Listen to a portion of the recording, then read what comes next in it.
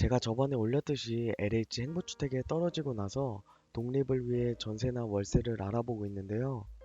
요즘 전세 사기나 깡통 전세 등 문제가 많잖아요.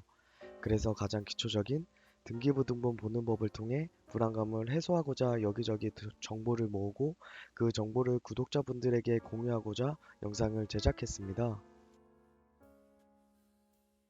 등기부등본이랑 그 집의 계약자와 세입자 또 융자 등이 나와 있는 서류인데요. 전세 사기를 당하지 않기 위해서는 꼭꼭 필수로 확인을 해주셔야 하는데요.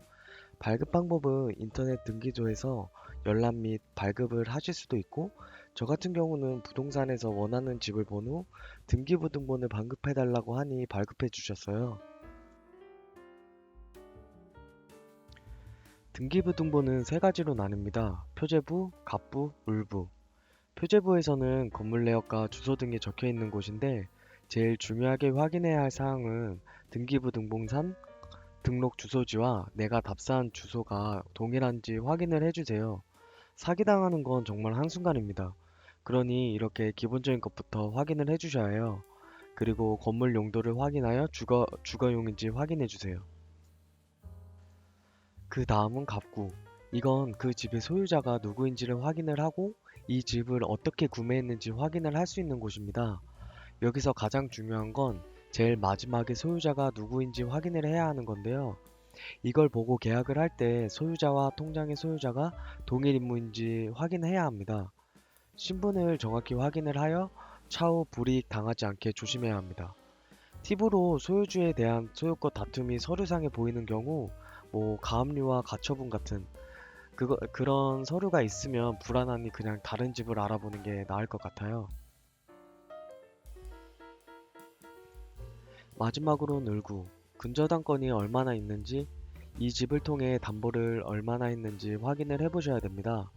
저만의 팁을 드리면 일단 근저당권이 통상적으로 있는 경우가 많아요. 그래서 근저당권이 아예 없는 것이 좋지만 만약 있다면 근저당률이 깡통 전세가 아닌 시세 대비 30% 미만인 집으로 알아보고 있습니다. 또 유심히 봐야 할 게 만약 임차권 등기 명령이 기재되어 있는 서류는 폐해야 하는 집이라고 유추할 수 있습니다. 이게 뭐냐 하면 그전 임차인이 집에서 나올 때 돈을 돌려주지 않아 소송 비슷한 걸 한 내용이라고 생각하면 됩니다. 뭔가 꺼림칙하잖아요. 일단 피하세요. 그리고 당연하지만 등기부등본 발급 날짜가 내가 받은 날과 맞는지 비교해 주세요. 그리고 전세 거래를 할 때 특약사항을 꼭 작성하셔야 하는데 제가 정리한 특약사항을 공유해 드릴게요. 첫째, 임대인은 등기부등본 계약 시 권리관계를 잔급일 이기까지 유지해야 한다. 둘째, 나라의 대출을 받는 경우 버팀목이나 중기청 등 대출이 허가되지 않는 건물이면 계약금 등을 돌려준다. 셋째, 임차인이 집주인에게 선순위 보증금 등 정보 제공에 관한 동의를 요구할 수 있도록 하고 임대인은 동의할 것을 의무화해야 한다.